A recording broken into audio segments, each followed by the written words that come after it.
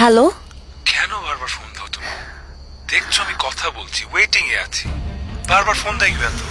আমি মিটিং করছি না ক্লায়েন্টদের সাথে, এর মধ্যে স্টুডিও ডেট মিলাচ্ছি, রেকর্ডিং এর ডেট মিলাচ্ছি, কনসার্টের শিডিউল দিচ্ছি, সামনে ফিল্মের প্লেব্যাক আছে, আর তুমি কল দিয়েই যাচ্ছ তো দিয়েই যাচ্ছ।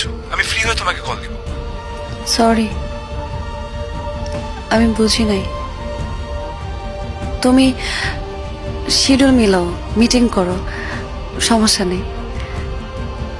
রাখি, হ্যাঁ, নো প্রবলেম।